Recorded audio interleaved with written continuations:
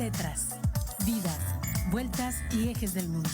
Es una ojeada plural al mundo y también un espacio en el que el auditorio y los conductores pueden reconocer varios ángulos de análisis.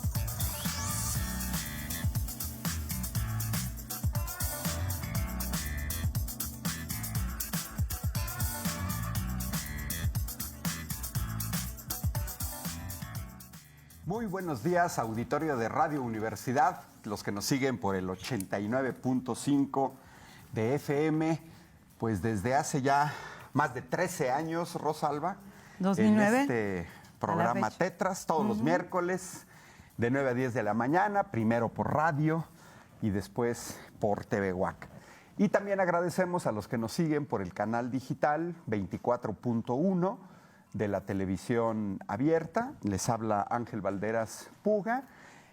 Hoy, miércoles 18 de enero, tomaron las transmisiones en vivo la semana pasada con nuestros compañeros Gonzalo Guajardo y Sergio Becerril. Este programa es en vivo, se pueden comunicar a los teléfonos 442-192-1293, extensión 37120. Repito, 442-192-1293 o el 442-192-1200, extensión 37120, que es el teléfono central de la universidad. Y para WhatsApp, el 442-249-8788. 249-8788.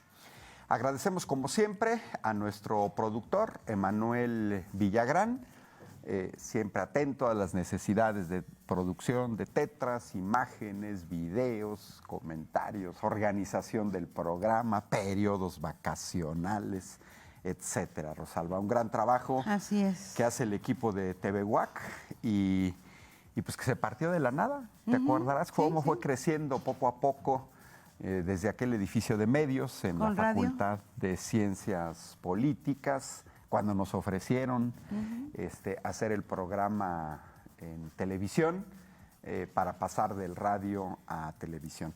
Y bueno, también nos pueden seguir por internet en tv.uac.mx, tv.uac.mx y radio.uac.mx y también por el canal de YouTube de la universidad, más que de la universidad, de TV UAC, que ahora cambió un poco al nombre porque se llama ahora TV UAC Transmisiones. Así lo pueden encontrar en YouTube. Nosotros habíamos dado siempre el canal que decía TV UAC en vivo. Hoy se llama Emisiones en Directo de TV UAC. Basta que le pongan en el buscador de YouTube TV UAC Transmisiones y encuentran las transmisiones en vivo del canal de YouTube de la universidad. ¿Qué tal, Rosalba? ¿Cómo estás?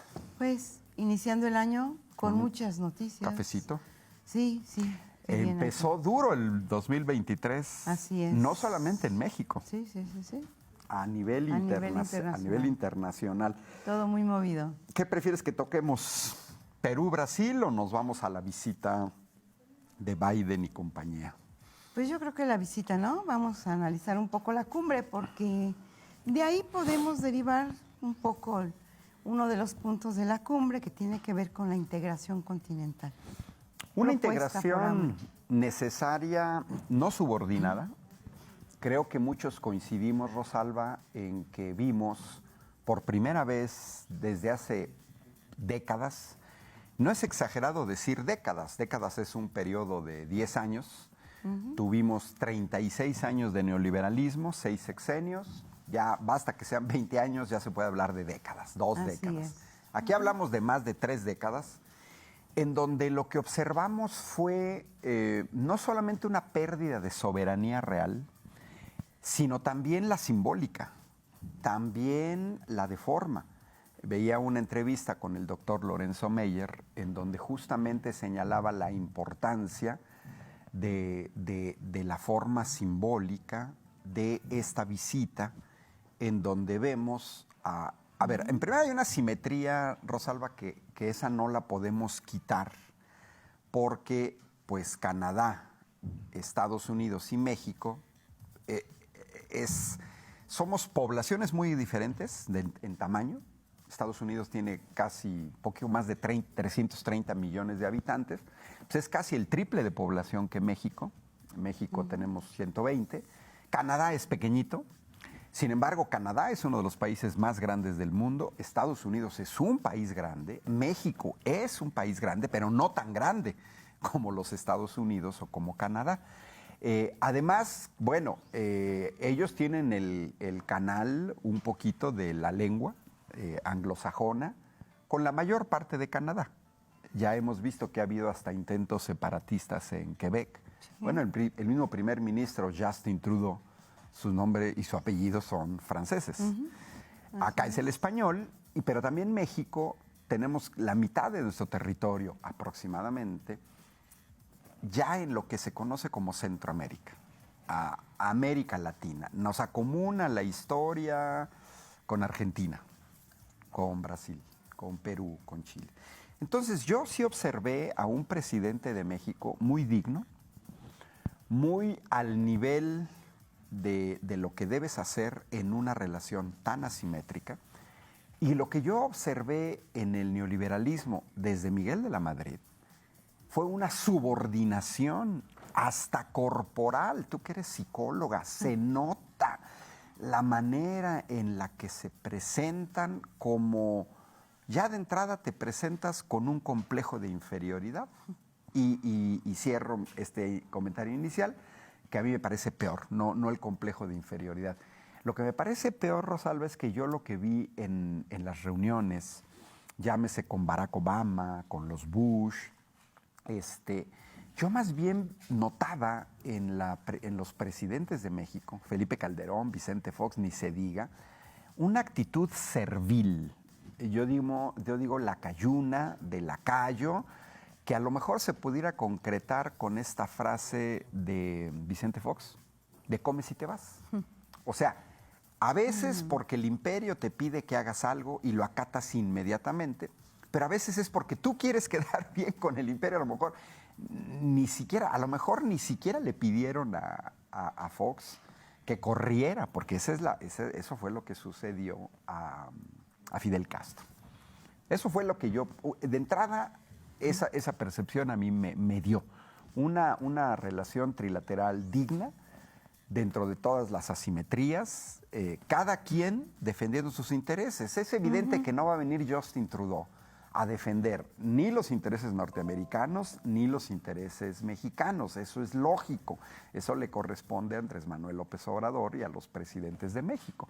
Y claro, también Joe Biden. Joe Biden, pues vienen a cabildear con sus empresas del sector energético, el maíz transgénico, los canadienses con las mineras, las inversiones económicas, las discusiones que se dan en los diferentes paneles por las interpretaciones distintas del TEMEC. Para mí ese es un punto esencial. Mira, Ángel, los simbolismos, el manejo de la simbología es muy importante. Desde que Biden acepta llegar, aterrizar en México en el aeropuerto internacional Felipe Ángeles, cuando políticamente se había estado manejando que no llegaría ahí, pero era desde la oposición con la finalidad de continuar denostando los avances y esa gran inversión que hizo el gobierno federal para los mexicanos y también para el uso de los internacionales como el simbolismo del ataque a la corrupción.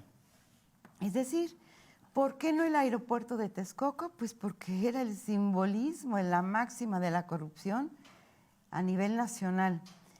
Entonces el Felipe Ángeles fue la respuesta para el combate a la corrupción en las inversiones del Estado. Y bueno, llegó Biden al aeropuerto. Eso fue muy importante. Trudeau, pues también él ya lo había anunciado desde antes, ¿no? Pero lo de Biden sí se había anunciado que llegaba al aeropuerto Benito Juárez, ¿no? Llegó al nuevo aeropuerto. Está bien, qué bien. Hay un decreto que ayer el presidente genera en términos de que todos los aviones de carga, de 100% carga, llegarán ya al aeropuerto Felipe Ángeles. Entonces es para descongestionar el Benito Juárez. Pero bueno, regreso al tema. La cumbre, Estados Unidos, México, Canadá, la 10ª cumbre. Hay un punto que aparte de los simbolismos, Ángel, quisiera retomar. Por cuestiones de tiempo, pues no podemos profundizar en todo, pero este punto que sí quisiera retomarlo con cierta profundidad, que es la propuesta del presidente Andrés Manuel López Obrador con respecto a la integración continental. Pareciera ser una propuesta muy idealista, pero sí, como parte de la utopía, es idealista, por supuesto, pero tendríamos que analizar en términos de uno de sus puntos que plantea como parte de la solución y para combatirla, que es la migración, ¿sí? Frenar la migración con la integración continental no sería precisamente la solución para resolver la problemática económica, política de los países, de todos los países del continente americano. ¿Por qué? Porque es la migración tan solo uno de los factores que se están viendo en esta gran problemática de los países que se da entre los países altamente desarrollados y los países subdesarrollados. La relación de México con Estados Unidos, Canadá, ha sido, tú ya lo decías, Ángel, una relación de subordinación, de dependencia, de control. Del 19 específicamente a la fecha, con la propuesta programática del presidente López Obrador, es distinta, pero no está completamente afianzada. ¿Por qué lo digo? Porque mientras nosotros no revisemos el Tratado de Libre Comercio, ahora TEMEC, para modificar las relaciones de subordinación, no se van a poder eliminar del todo. Lo podemos ver en ejemplos muy simples. Por ejemplo, reitero, los transgénicos, el maíz transgénico, los energéticos y también el glifosato. El maíz transgénico, en el caso de la importación y de la dependencia que tenemos de este grano de los Estados Unidos y cómo está plasmado en el TEMEC esta transacción comercial, nada más México quiere modificar algo y luego nos envían a los abogados de Estados Unidos para defender a las transnacionales productoras del maíz. Con respecto al glifosato, igual. Es decir, tenemos todavía una dependencia muy fuerte mientras no modifiquemos estos tratados, que no son para nada equitativos. Por otro lado, las fronteras. ¿Cómo resolver el problema de la migración México-Estados Unidos sin pensar en el triángulo de Honduras, Canadá y Guatemala? Bueno, con respecto a la migración de México-Estados Unidos, tenemos 2 décadas que ha disminuido. En lugar de crecer la migración de México-Estados Unidos, ha disminuido.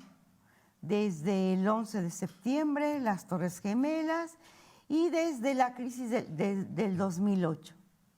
Hay factores distintos que han llevado a la disminución, pero dos de esos factores, las crisis constantes en Estados Unidos del propio capitalismo y sus ciclos, pues lo han permitido.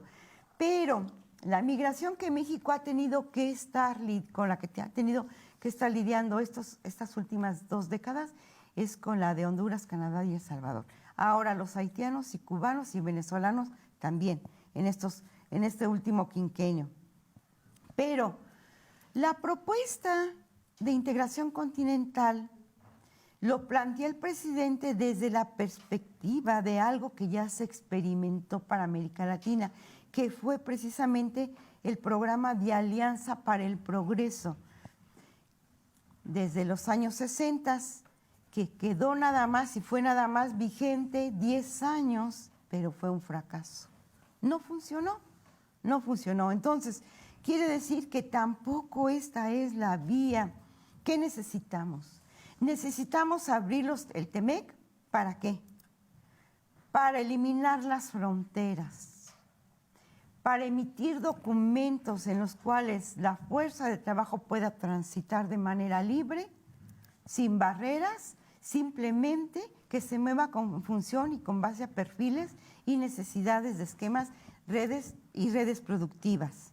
Por otro lado, igualar los salarios de Canadá, Estados Unidos y México. Que la industria automotriz pague igual en México a sus manufactureras que lo que paga en Estados Unidos y Canadá.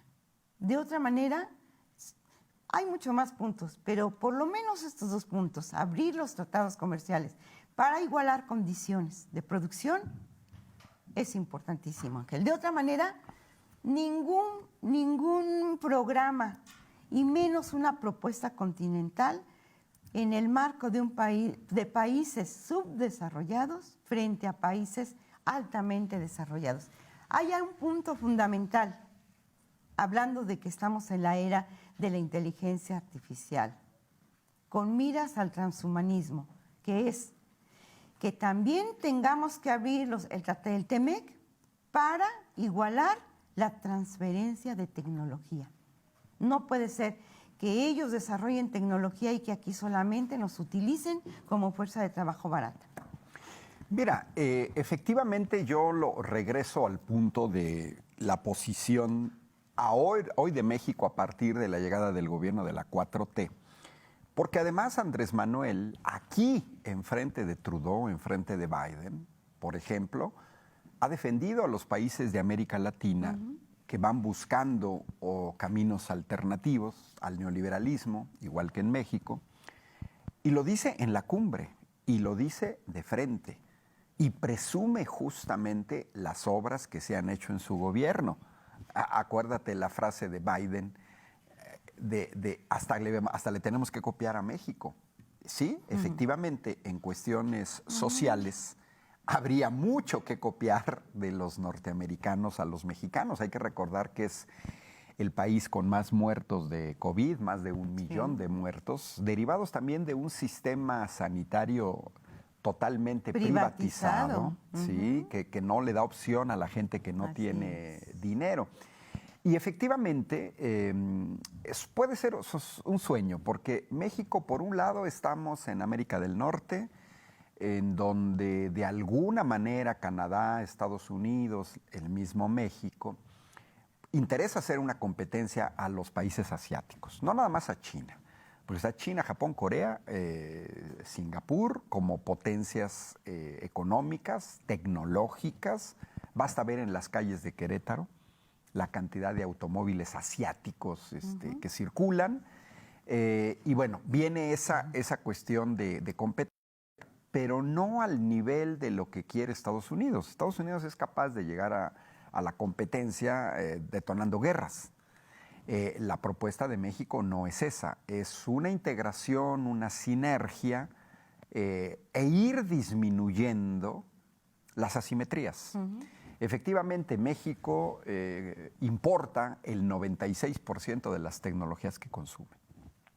Y por otro lado, es claro que mientras ellos invierten en ciencia y tecnología, pues no van a regalar la tecnología que ellos generaron. Bueno, Pero yo veo el análogo, lo ha señalado incluso Andrés Manuel como sueño de una especie de comunidad europea, cuando nace, no ya con estas últimas distorsiones de Borrell y de la señora von Leyen y de Olaf Scholz, no, yo me refiero a cuando nace la comunidad europea. Si tú te fijas, el mismo estatuto que marca la comunidad europea, hay decisiones fuertes que se tienen que tomar por unanimidad. Ya no está el Reino Unido, se salió con el Brexit. Pero, bueno, durante mucho tiempo las potencias económicas europeas, el Reino Unido, Francia, Alemania, los machuchones con los que tenían las economías más robustas, los aparatos industriales más robustos, pues es evidente que ellos eran como la máquina que jala un tren. Pero si te fijas, los países pequeños, Bélgica, Holanda, Dinamarca, países incluso no integrantes de la Unión Europea, pero que están al borde, que hoy se están integrando a la OTAN, como Finlandia, Noruega, Suecia, los países del este que venían de la parte soviética, Croacia, Hungría, la República Checa. Es una relación más, a pesar de las asimetrías, es una relación más de respeto, más igualitaria, más de defensa de la soberanía, que hoy en día, en 2022, fue y ha sido ultra evidente.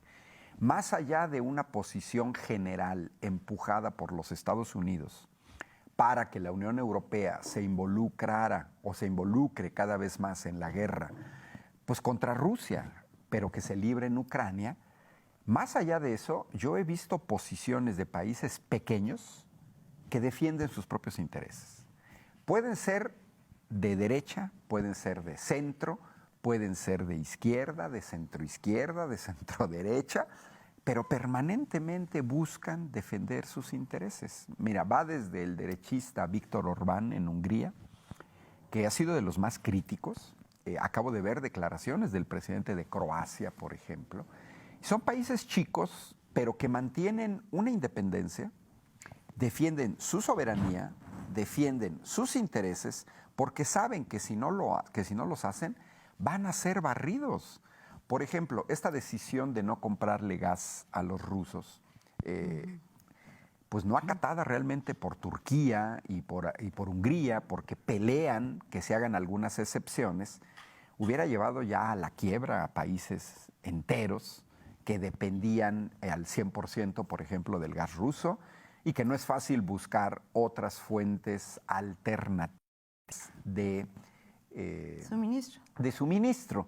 Entonces, regresando acá al TEMEC, pues más que nada al TEMEC, a esta cumbre bilateral, se da en México, se da en los terrenos, y además yo quisiera decir que también una cosa de la cumbre es observar esta oposición que actúan como niños, como gente no madura, que incluso les molestó totalmente que Biden aterrizara en el AIFA, que además le apostaban a una cosa tan simplona. Mira, yo creo que si no aterrizaba en el AIFA no cambiaba nada. Claro. Pero aterrizó. Aterrizó, conocieron el aeropuerto, también Justin Trudeau, y de alguna manera también eso desmiente todas estas falacias que se virtieron incluso antes del viaje de Biden. Pues yo vi a dos periodistas famosos, Dolly Esteves, que está en Washington, y Joaquín López Dóriga, diciendo que no, que juraban y perjuraban, que sus fuentes decían que Biden no iba a aterrizar en el AIFA. Y luego yo lo que observo, Rosalba, en estos medios de comunicación que les dan acceso a estos periodistas, ni siquiera piden una disculpa.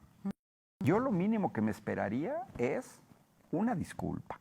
Entonces, regresando, tenemos hoy un gobierno que trata de que al país le vaya bien, mientras tenemos una oposición chafa que le apuesta a que a México le vaya mal. Exacto.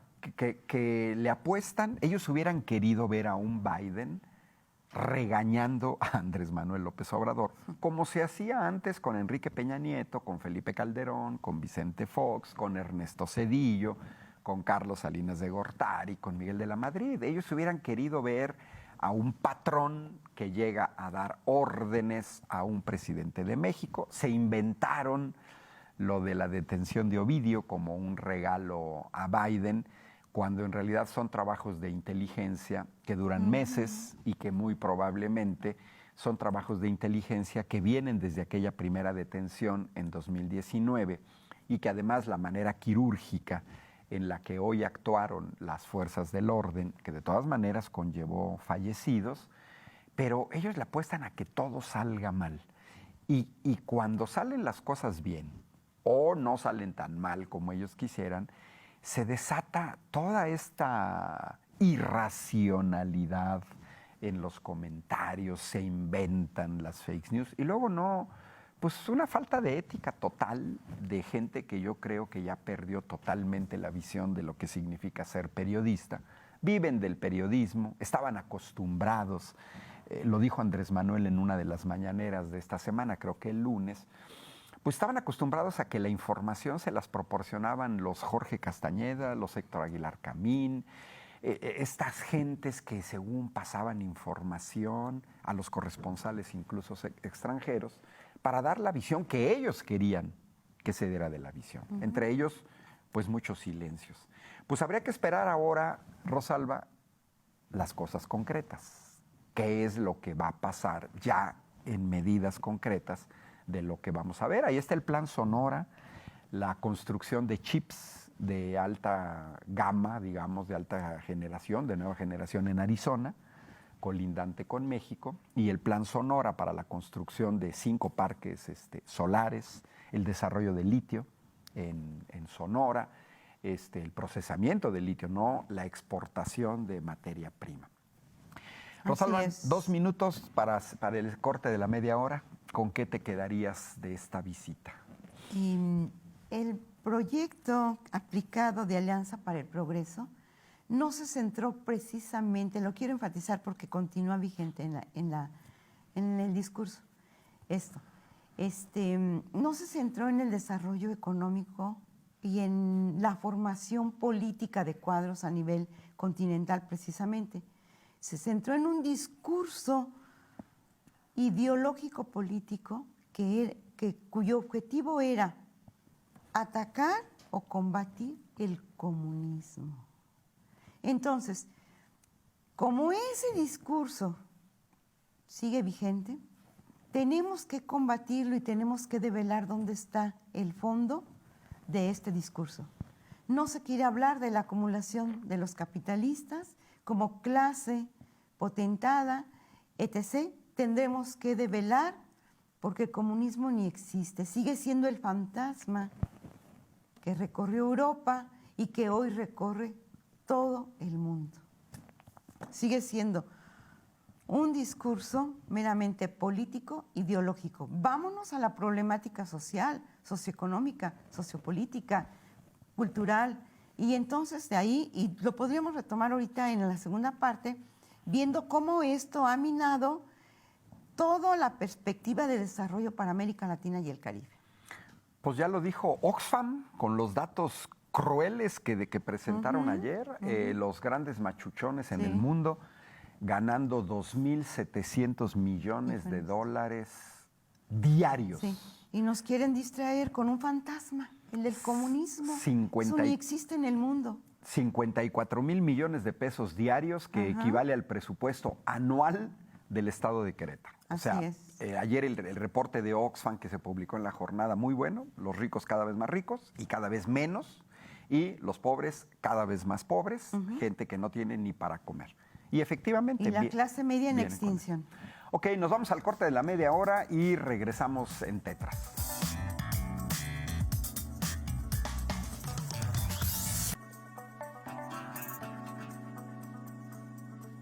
Bueno, regresamos aquí en Tetras este miércoles 18 de enero. Rosalba Pichardo y Ángel Valderas conduciendo este programa cada 15 días con nuestros compañeros Gonzalo Guajardo y Sergio Becerril conduciendo en los otros 15 días. Una semana nos vamos alternando. Y bueno, Rosalba y yo decidimos que era muy relevante tocar el día de hoy lo que está pasando en Perú. La nota de hoy, de la jornada, es la llamada de Toma de Lima. Miles de indígenas que avanzan hacia Lima, la capital de Perú, en repudio a una señora, Dina Boluarte, que ya está siendo etiquetada en las redes sociales como Balearte. 50 muertos, más de uno al día, por la represión, porque hay que señalarlo, la represión en Perú, pues después del golpe de Estado blando contra el presidente que había ganado las elecciones, Pedro Castillo, que no se le dejaba gobernar por parte del Parlamento y que lo destituyen. A partir de que él, en una medida legal, él podía disolver el Parlamento, que además, curioso, Rosalba, idéntico a como se hace en muchos países europeos, de manera totalmente democrática, porque está planteado en la ley. En Italia, el presidente puede disolver el Parlamento. En España se puede disolver el Parlamento, convocar a nuevas elecciones, lo mismo en Francia, lo mismo en Alemania. Es decir, son medidas democráticas que se pueden llevar a cabo. Y cuando Pedro Castillo, ante el bloqueo del Parlamento, pone esta medida, pues su vicepresidenta, Dina Boluarte, acepta la traición, muy parecida a la de Lenín Moreno en Ecuador, y bueno, se desata la represión en Perú, pero al igual que lo que vimos en Bolivia con aquel golpe de Estado contra Evo Morales, lo que estamos viendo es una amplia resistencia del pueblo peruano, parte del pueblo peruano.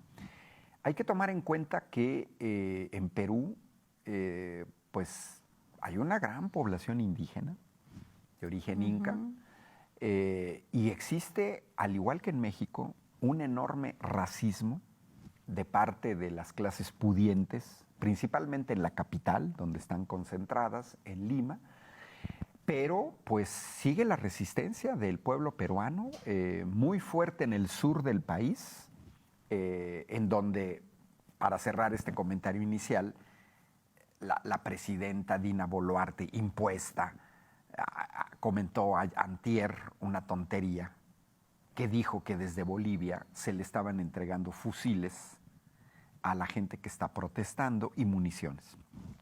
Lo que no se explica, Rosalba, es que no hay un solo policía muerto y que todos los muertos los está poniendo el pueblo. Oye, si me dices que me están entregando fusiles para defenderme, pues no se ve en dónde están estos fusiles. Más bien es para cuestión de justificar. Vamos a ver qué pasa con este avance hacia Lima, hacia la capital. ¿Qué es lo que pide la gente? Que se hagan elecciones este año. Este año. No el año próximo, como plantea un parlamento que además está totalmente desacreditado. Eso es lo que está pasando en Perú y lo que vimos en Brasil con este intento de, pues, ¿qué será?, de toma de los poderes centrales de Brasil ante la llegada a la presidencia de Ignacio Lula da Silva, promovida por la derecha. Yo las primeras imágenes, Rosalba, que me vinieron en mente cuando vi lo que estaba pasando en Brasilia, fue la toma del Capitolio por los seguidores de Trump. Fue lo primero que pensé, esquema. Nada más con una diferencia. Muchos de los de Trump iban armados, acá en Brasil no, pero es evidente que el gobernador de Brasilia, que es bolsonarista de derecha, lo permitió. De alguna manera, o el número de policías, o los cordones para impedir. Y no está distanciado Perú y Brasil, el mismo Estados Unidos. Nos exhiben a derechas en el continente que no aceptan los resultados de las elecciones cuando pierden. Pedro Castillo ganó la presidencia de Perú por el voto mayoritario de la gente. Él debería de estar gobernando. Nadie votó por Dina Boluarte para ser presidenta de Perú. Y la mayoría 60 millones de brasileños y brasileñas votaron por Lula da Silva. Fíjate, Andrés Manuel aquí arrasó con 30 millones de votos. Lula sacó 60 millones de votos. Claro que Brasil tiene una población superior a los 200 millones, pero lo que quiero decir es que no es que por Lula hayan votado poca gente. Sí, fue una elección cerrada para un país tan grande, pero aún así fueron 60 millones de... Entonces, lo que acumula Perú, Brasil y en Estados Unidos son líderes como Trump, como Bolsonaro, y aquí sí no hay una cabeza visible en Perú. Yo aquí veo toda una oligarquía criolla, racista, que ellos son los que han manipulado porque no aceptaron perder las elecciones. O sea, ahora sí como dice la canción en Jalisco, ¿no? Cuando pierden quieren arrebatar. Y es algo en común, porque hay un hilo conductor entre Ecuador, Bolivia, lo que sucede en Argentina, Sudamérica. Hay que tomar en cuenta que son países que tienen fronteras en común. Y bueno, también la llegada de Petro en Colombia ya cambió las relaciones con Venezuela. Pero bueno, ahorita creo que el foco de atención es Perú.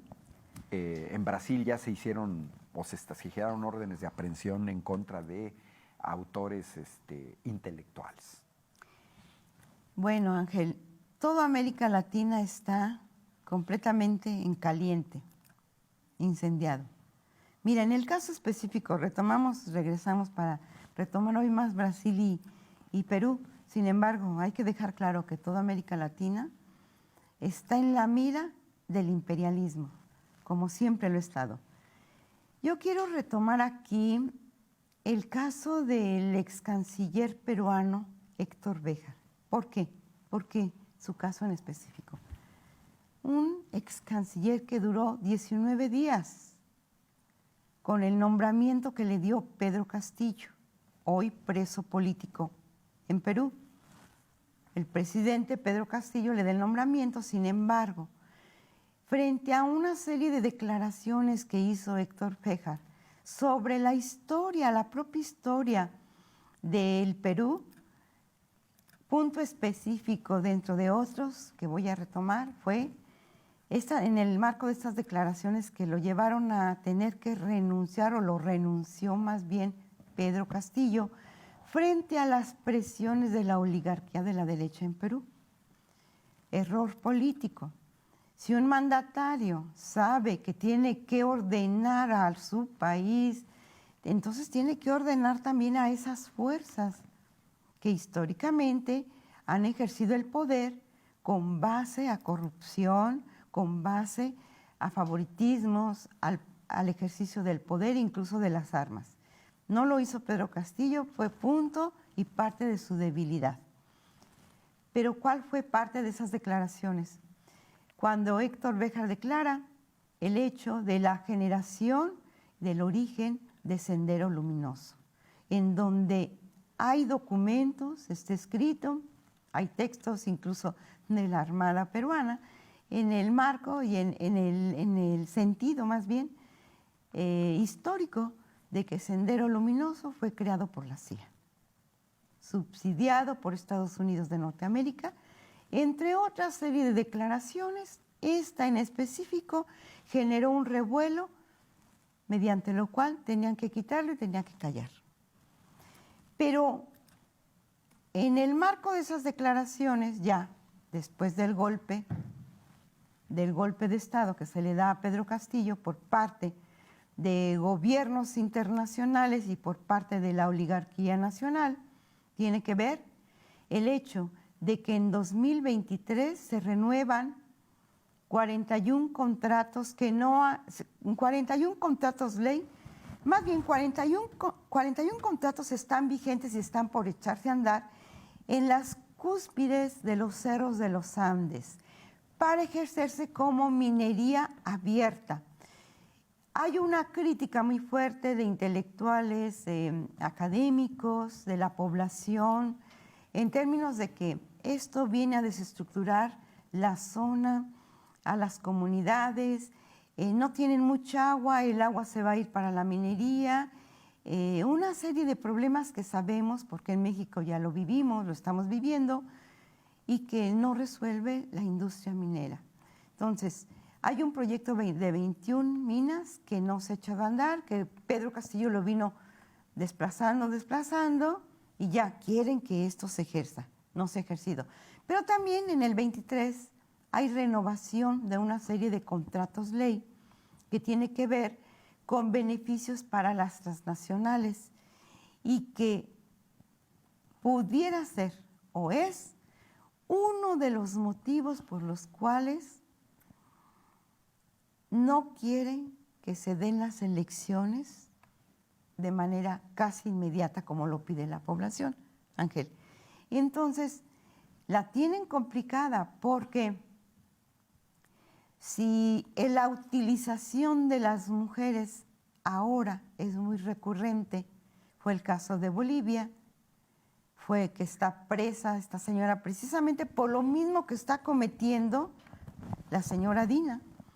Entonces, tenemos que revisar la historia para que esto no suceda, porque es muy grave que la población esté pagando por los intereses de las oligarquías, que no son más que las guerras del despojo en la fase final del capitalismo internacional, que son los monopolios. ¿Por qué el despojo?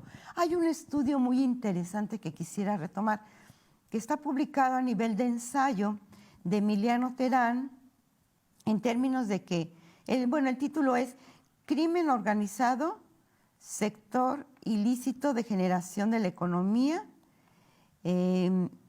extractivismo, entre otros puntos. Pero este es en especial, el extractivismo es el punto central de este autor para develar las guerras que estamos viviendo y librando en todo el mundo, no solamente en América Latina.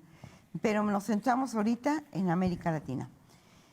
Y no es más que el despojo de las materias primas de los pueblos de todo tipo, en Perú, en Brasil, en Bolivia, en Argentina, en México, etc.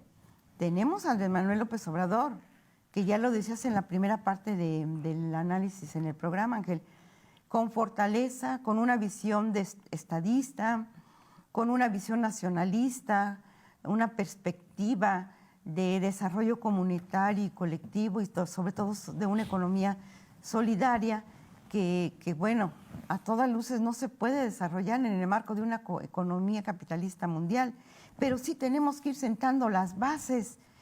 ¿Por qué? Porque el capitalismo no nos va a durar mucho, ya no dura más. El deterioro de la condición humana que el capitalismo mundial ha generado. Y menciono algo bien interesante con este punto, Ángel, y te doy la palabra con esto. Lo que dice Nancy Pelosi del capitalismo, lo leo textual, porque no quiero dejar pasar lo que esta señora funcionaria estadounidense dice. No se puede tener un sistema donde el éxito de algunos brinca la explotación de los trabajadores y la explotación del medio ambiente. Esto lo tenemos que corregir. Eso dice Nancy Pelosi del capitalismo que se ha desarrollado en Estados Unidos de Norteamérica. Tenemos que tomarlo mucho en cuenta porque es real, es real. Y entonces ya tenemos alternativas, señora Pelosi. Claro que sí. Economía solidaria, desarrollo comunitario, desarrollo regional, nacionalismos donde los estados realmente regulen a su población y sus capitales, la generación de sus recursos naturales, su desarrollo sea para la población, no para los países ricos del mundo. Primero la población de los países pobres y después los excedentes que se puedan comercializar, que se comercialicen. Pero primero que se atienda a la población en cada región. Sí, Ángel. Mira, nos escribe gracias a Gilberto Zárate, que nos sigue desde Comonfort, Guanajuato, y nos dice, la situación en Perú no parece mejorar, la violencia social va creciendo. ¿Qué futuro se vislumbra ahí? Pues yo creo que en el corto plazo, Rosalba, en el caso de Perú, parecido a lo que pasó en Brasil, porque también en Brasil fue un intento de golpe de Estado blando. Ujú. Hay que tomar en cuenta que desde después de las elecciones, Bolsonaro nunca aceptó los resultados electorales, siendo él el presidente, teniendo él el control del Ministerio del Interior, etcétera, en una actitud muy parecida a la de Trump, como dogma, sin ningún dato, sin ninguna prueba, señalando que había habido fraude.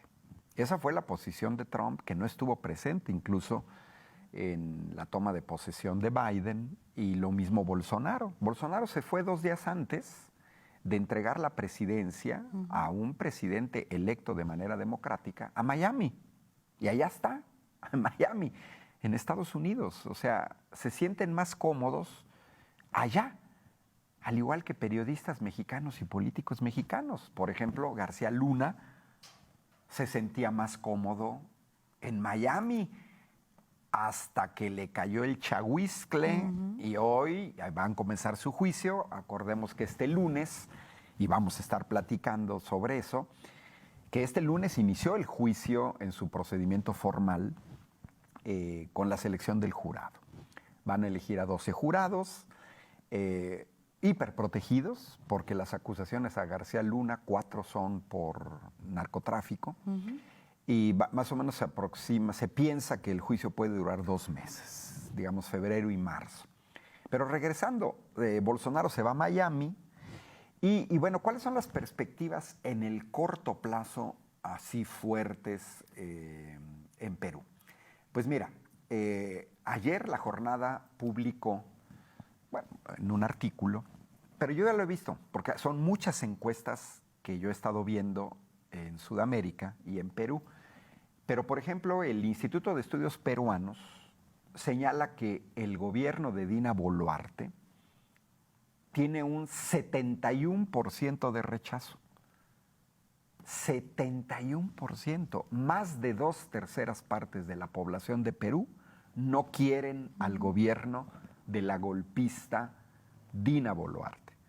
Ahora, no es que el otro 29% la aprueben, ¿eh? No, hay un 10% que se abstiene y en realidad solamente el 19% la aprueba. ¿Qué quiere decir? Que de la población peruana, 4/5 partes o solo una quinta parte aprueba al gobierno de Dina Boluarte y, por supuesto, lo que está haciendo. Ahora, el Congreso, que es el que destituye a Pedro Castillo, es uno de los congresos más desprestigiados del mundo y también tenemos que hacer esa lectura. ¿Cómo es posible que de los congresos más desprestigiados del mundo se le considere legitimidad? Fíjate, el Congreso tiene un rechazo del 88%, es decir, casi del 90%. No representa a la población. No representa a la población. Solamente su Congreso tiene una aprobación del 9%.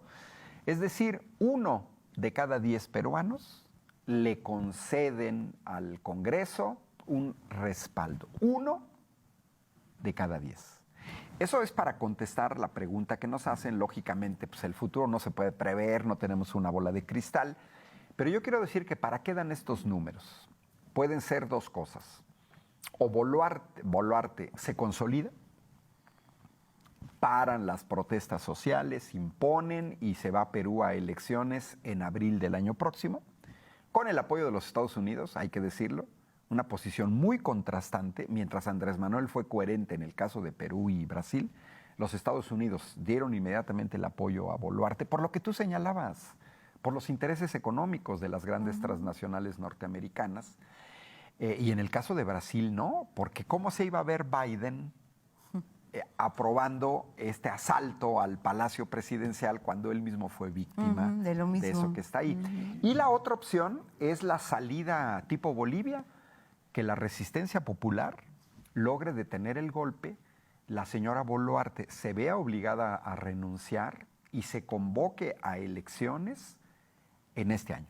Porque la gente no toda la gente está pidiendo que regrese Pedro Castillo, ¿eh? No. Hay un amplio sector, sobre todo en el sur, que fue el que votó por él. Pero también hay un sector que dice, ok, va, nuevas elecciones, pero ahorita, o sea, en este año. Nada de que se quieran quedar en el poder y más con la represión. Nos queda un minuto, Rosalba. ¿Cómo cerramos esta triste historia de nuestra América Latina, queridísima América Latina? Continúa el análisis, porque mira, la industria minera es un punto a debatir en América Latina. En México, por ejemplo, las mineras solamente pagan el 0.002 de impuesto, mientras que la industria 2.4, pero tú, cualquier profesionista, pagamos el 35%. Esto se tiene que equilibrar y que paguen impuestos todas las transnacionales como debe de ser en función de sus grandes ganancias, sobre todo las canadienses que se están llevando gran cantidad de oro de México. Y aclaremos que no solamente en México, como publicó Oxfam ayer, este problema del no pago de impuestos o pagos ridículos como Elon Musk del 3%, no es exclusiva de México, más bien es en toda América Latina, en Europa, desconozco en China que cómo paguen es el 35%, claro. El ISR, como todos nosotros. Bueno, nos vemos Hasta el próximo luego. miércoles a las 9 de la mañana en una emisión más de Tetra. Les agradece Ángel Valderas y Rosalba Pichardo, hasta luego. hasta luego. Esto fue Tetras, vidas, vueltas y ejes del mundo. Programa que se asoma a la vida humana en sus diferentes expresiones, queretana, nacional o mundial. Una producción de TVWAC y XHUAQ Radio Universidad. Gracias por acompañarnos.